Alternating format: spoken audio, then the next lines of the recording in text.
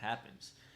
So this is a video where Quasi shows some things he's been through in life, some examples, things like that. I already pre-watched the video, so I already know what the material is, and let's get into it.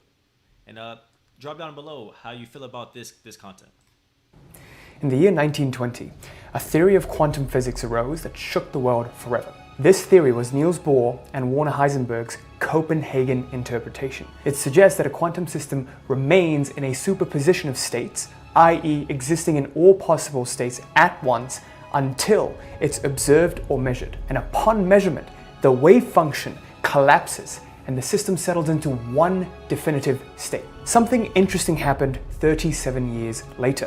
In 1957, Hugh Everett III proposed a radically different perspective known as the many worlds interpretation. Now, according to the many worlds interpretation, all possible outcomes of a quantum event actually occur in some branch or world in a vast multiverse. Each time a quantum measurement is made, the universe splits into multiple worlds to accommodate each possible outcome. In this interpretation, the wave function actually never collapses, and all potential states continue to exist in separate, non-communicating universes. The observer in each universe only perceives one of these outcomes, thus explaining why we don't see superposition in our everyday world. I want you to notice one key thing that both of these theories have in common. The thing that makes a split in the worlds or collapse in both of these theories is actually the act of measurement or observation. Over the last 9 years,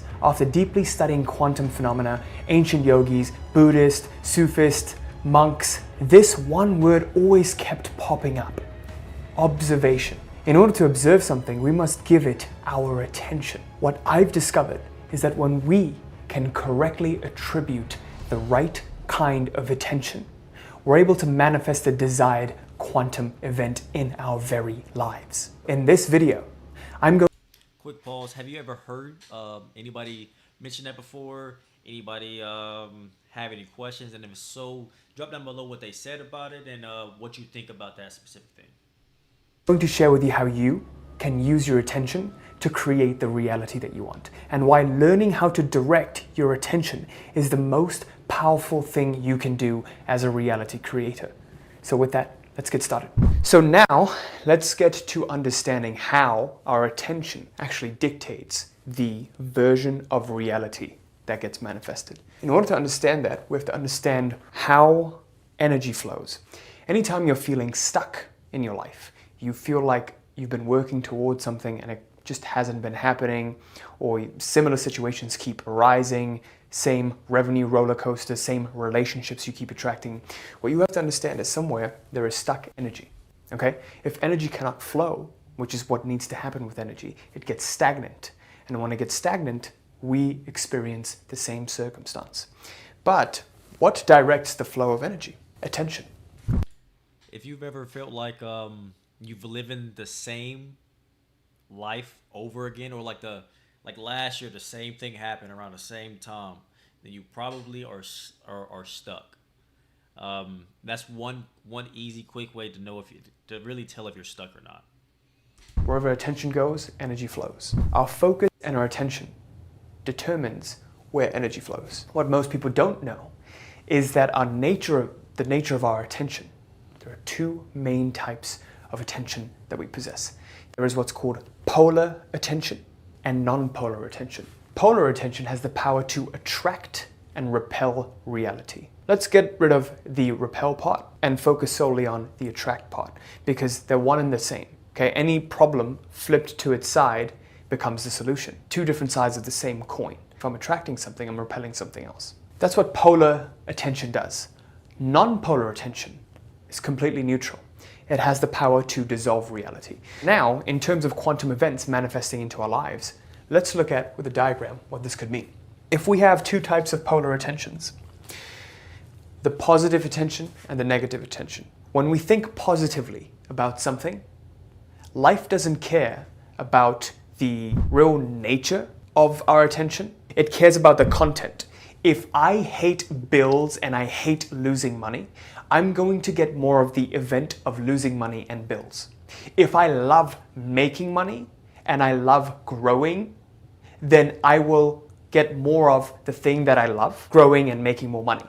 Okay? For us, human beings, how we've been conditioned is throughout our whole lives, we've lived in a fear and survival mode because that's become our biology. All around us, we've been conditioned to, first and foremost, survive. What's the most important? I'm gonna pause him real quick, but a real easy way to tell this, what he just went over, is when you're just chilling and you just drift off for a brief moment. Where do you go? Do you go straight towards like something that's disruptive, that's making you like feel like, oh man, I gotta do this and do this and this, or do you go to like, oh yeah, I got this thing I got the opportunity to do, or this thing is gonna be working out for me. That's like the basis of this. He gonna go into it some more, but I just wanted to stop it there, just for another way to give an example of that. Or most powerful way to survive, eliminate and avoid any threat to your survival. Okay, so we've been conditioned to live in this protection mode, this avoid conflict, avoid taking risks. A lot of us have been conditioned this way. And because of that, we keep experiencing more and more of the thing that we're worried about.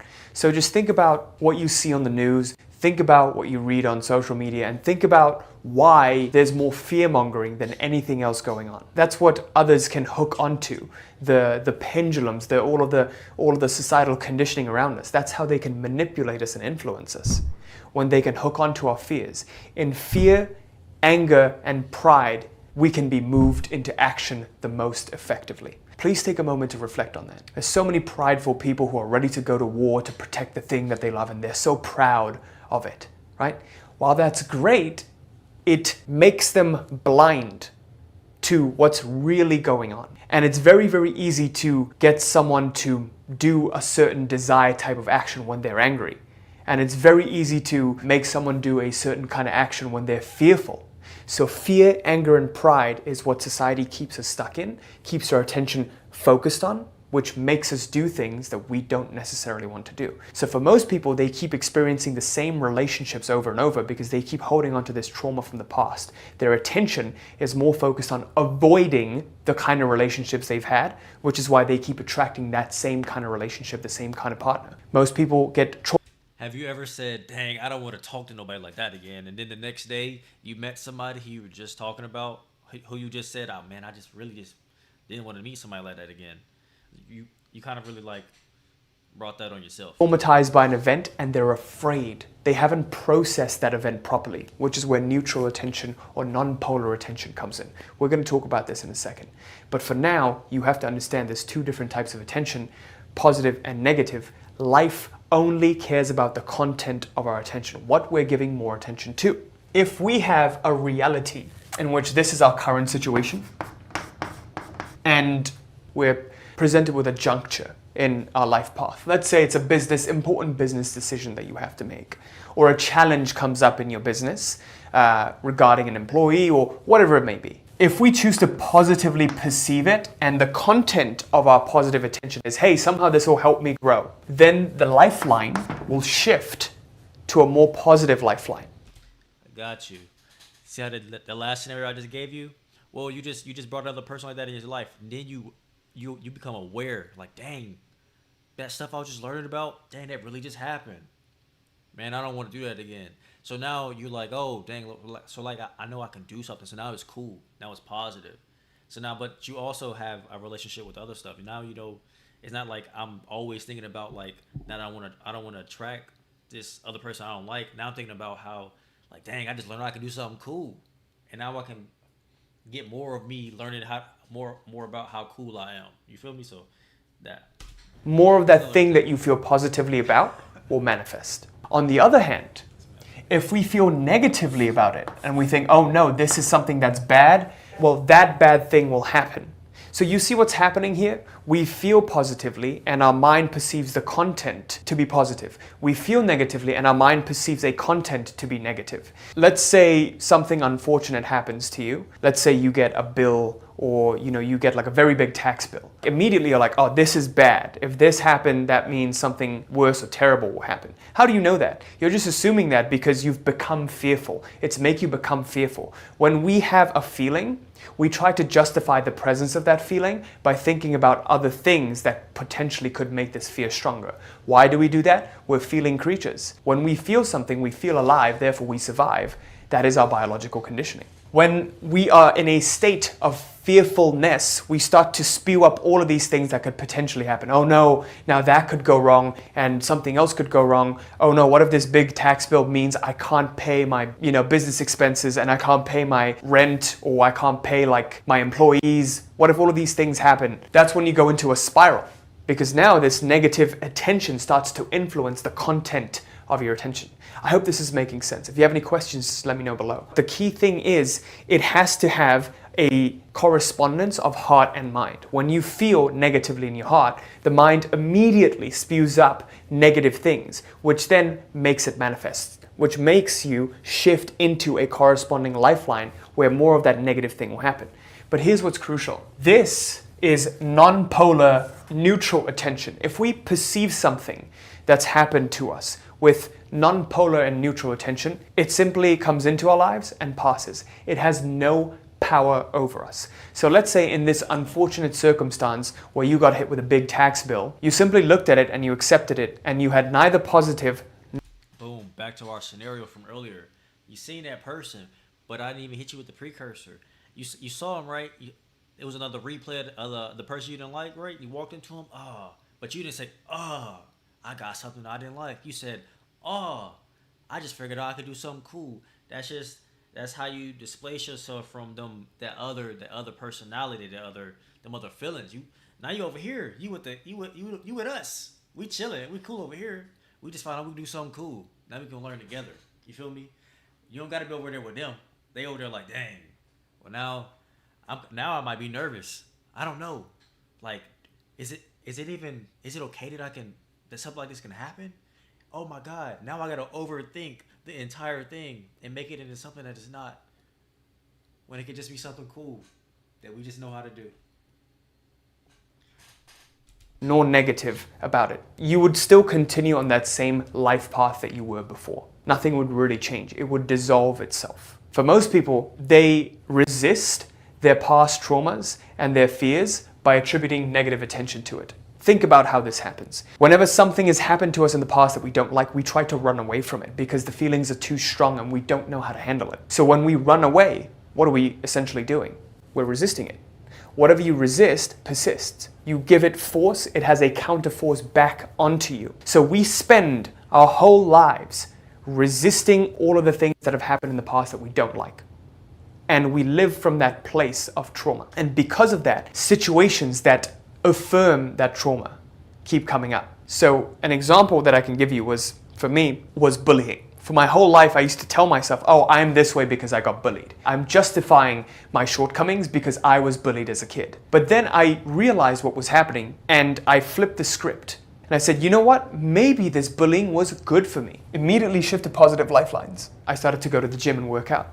Oh, I have all of this grit and determination to be better and improve myself because I got bullied. Now my story's I've become successful at making these videos, being on camera, because when I was a kid, I got bullied for making YouTube videos playing the guitar, because that's what happened. And when I tell myself this story, and I really truly believe it, because there's always two different sides to the coin. Always up to you. It's your choice on how you perceive it. This is 100% in your control. How you choose to perceive something is 100% your responsibility. What happens after may not be.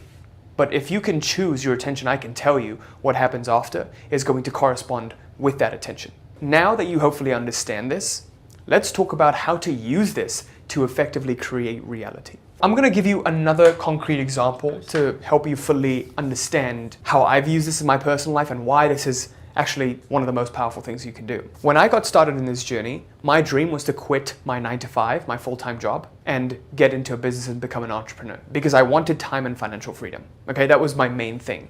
I worked at a summer internship in engineering. It was to go into this corporate career.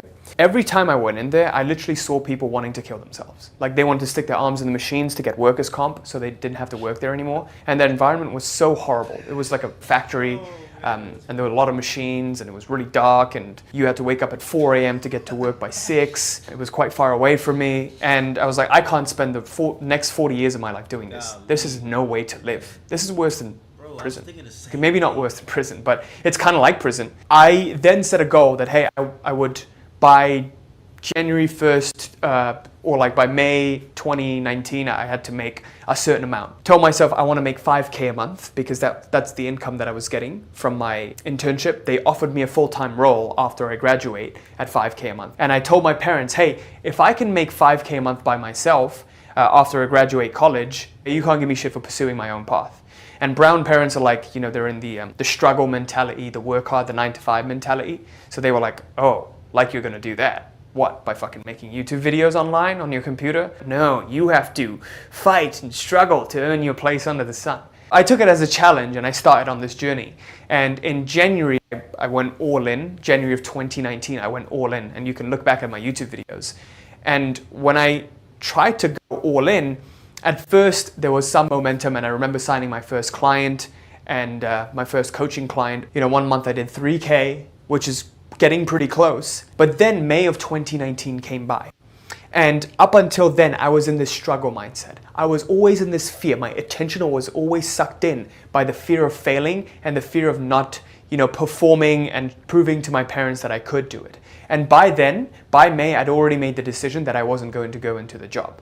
And I told my parents that I'm like, and you know what, I'm doing okay, and I can promise you by May I can make my first 5K month, and then you can't give me shit. That's what I did. I formally quit the job. I released that safety net from under me. The month of May came around, and I realized, you know, I was really struggling and fighting.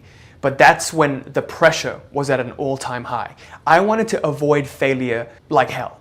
Okay, and you know, I remember just being so much pressure, and every time I talked to a prospective client, I was just so desperate and needy for the sale. That month, I literally got no clients and I made absolute zero. And that's never happened before prior to that. And that's when it really hit me. Like I went into like a completely deep spiraling pit and I just completely said, fuck it. And I had a dark night of the soul almost. But that's when I realized my attention up until then was 100% on avoiding failure. I was resisting failure so much. I was so afraid to fail.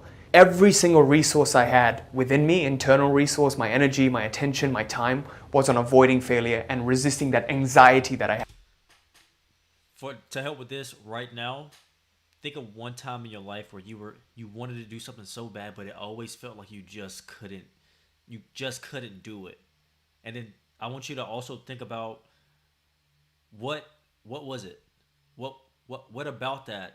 Or what was I so scared of? Like, why that outcome for me couldn't go the way I wanted to, and write it down in the comments below. Just so you can acknowledge it and then you can let it go. Had within me. But that month when I actually failed and my worst nightmare had come to life, it all dropped. This is it. Like I failed. I'm done. What's next? Well, from this place I can just keep on trying because I quit the job anyways. I just kept going, but this time my attention was no longer so absorbed, so sucked away by all of the fears and anxieties and the failure that I was trying to avoid. Now I had more attention available to focus on what I wanted, which is to get to that 5K month.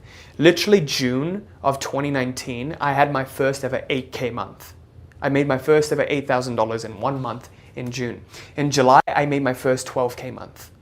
In August, by August of 2019, I made my first 20K month. And I shit you not, the year prior, I made a goal when I started that by July of 2019, I would make my first 20K month. Even though I would have been completely happy with 5K a month, I just said, you know what, why don't we just set that goal anyways? And then by January of 2020, around 6 months later, I had my first $100,000 month. Okay, so that goes to show what happens when you let go of resisting failure so much and just shift your attention to what you want instead. When I focused on what I wanted to move away from, I moved towards that. When I focused on what I wanted to move towards, I moved towards that. Life doesn't differentiate.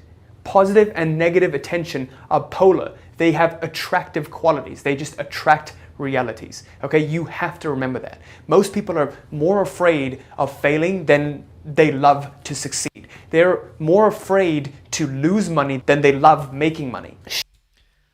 When we're done reacting to this video and we completed the entire video, I want you to give it a shot of this. Something that you have been attempting to do. I want you to go through it and think about the ins and outs of it, and then come back and go to it and let it be. And when you get it, come back to the comments and let me know you got it. Shift your attention towards what is wanted instead. Now, I know this is very, very easy to say, so I'm going to share with you a concrete method in which you can do this. This method is called accept and redirect, a combination of both utilizing polar and non-polar attention. So this is crucial. I want you to pay close attention to this. There's 3 main steps to using this, but I promise you if you use it, all of the energy that you give to this negative attention is going to dissipate, and you'll have more energy left over to feed this positive version of reality that you want to create. Let's talk about how that works. Step number 1 to the accept and redirect method. Recall what happened to me during the month of May. I went into a deep pit of despair and my worst fear had come to life. So this means I had fully accepted failure. When we accept something, we can't be in resistance. You can't be in resistance and acceptance at the same time. Acceptance is the antidote to resistance. Please understand this. This is like the ancient art of Aikido. The sole method is to take the momentum of the attacker and use it against him. We're not mustering up any sort of energy. The only energy that's being exerted is in redirecting. I'm getting out of the way. Your goals literally want to be manifested. You're just in the way. You just need to get out of the way for it to come into existence. This is how you do that. This is the ancient art of Aikido in the mental form. We begin with full acceptance of current situation. Whatever issues are going on in your life right now, whatever you feel stuck with, whatever your worst nightmare is, imagine that it happens. You get fully on board with it happening and you imagine and you see how life still goes on despite it happening. You are no longer worried by your worst nightmare. You're no longer haunted. This is absolutely critical because most people are like, oh, if I accept the worst case scenario, won't it manifest in my life? No, it won't. I got a great one for y'all real quick. So I'm gonna start off with the positive one. All right. So when I go into a room and I go take a test or something, right? When I get to the room, I'm like, it is what it is. We here. We gotta. Hey, we at the test stage now. Might as well take the test. You feel me? So my entire thing is, well, I know I'm gonna pass. It is what it is. I'm in the test room. Take the test, and so just flip it over. We can flip the script and you go to another scenario. In my own personal life, where I was taking a 3-part test, right, and I just wanted to get all of them through, but I was also I like attached some like anxiety to it. I was like, oh, I'm nervous. I ended up not passing the second part of it the first time.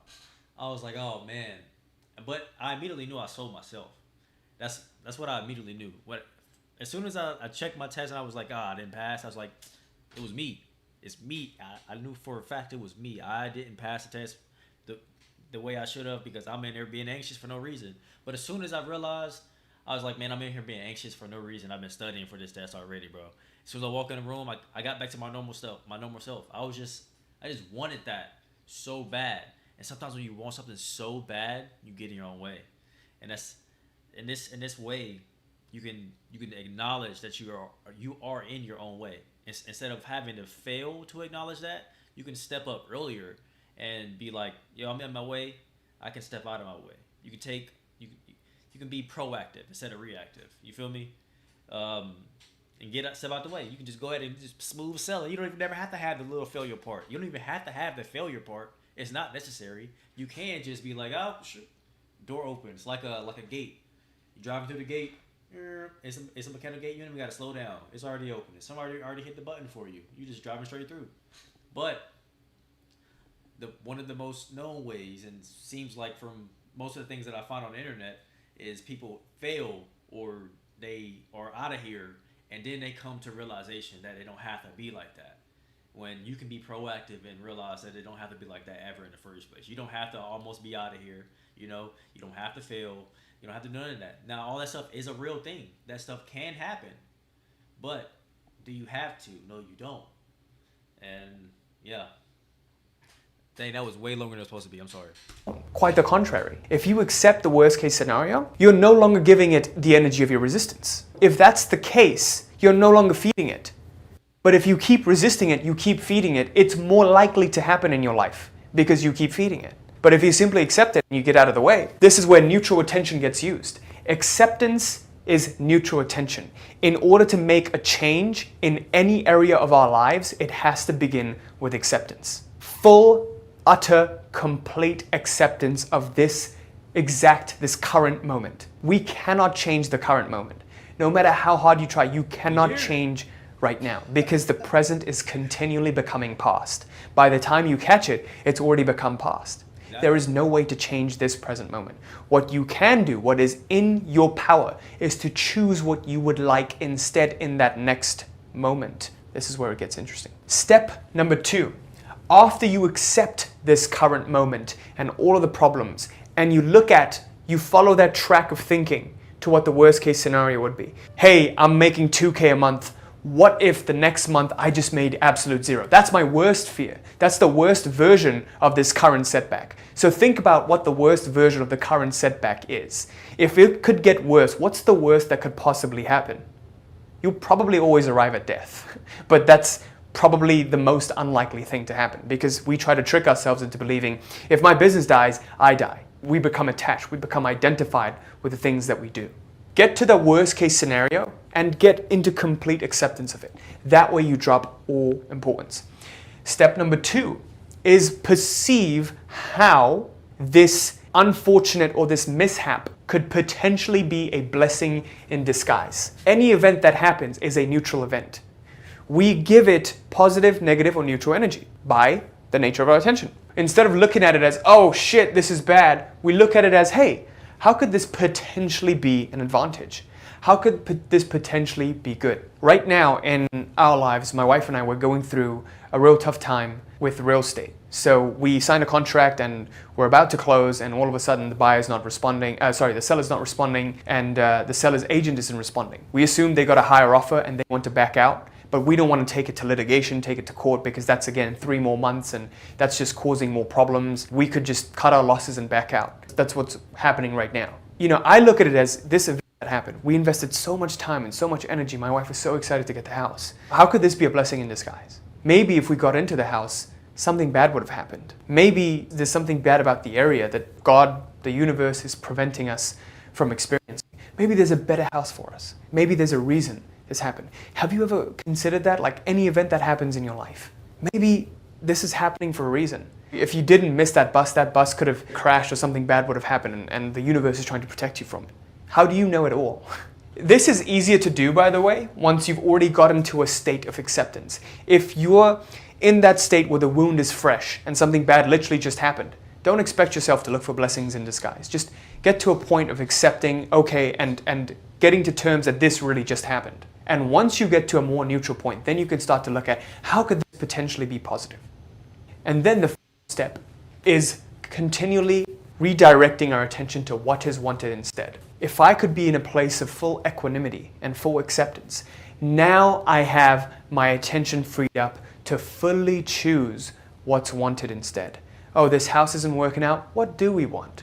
We want a house that is X, Y, and Z and has all of the qualities that we're looking for. Once you get really, really good at doing this, you become unstoppable. Nothing can stop you. This whole process determines which life path that you follow, which quantum event manifests, which quantum event you experience in your life. And this all has to do with your attention. There is a great reason why so many cultures, so many ancient religions even, they talk about attention. They talk about attending to something. They talk about giving something your attention or observing it, being in an observation mode. In here, we're combining both this non-polar attention and then we're getting to polar. With non-polar attention, we get into acceptance mode. This is neither good nor bad. I'm just accepting that this fully happened. Then we start to go into a little bit of positives. How could this be a blessing in disguise? And then we build up to full-blown positive when we're in a state of equanimity. What most people do is they're in a resistance mode and they say, oh, let's look for the good in this. Or they say affirmations in the mirror when they feel shit about themselves. If you feel shit about yourself today, allow yourself, accept that you're feeling like crap. And once you're in a place of equanimity, then you can focus on what's wanted instead.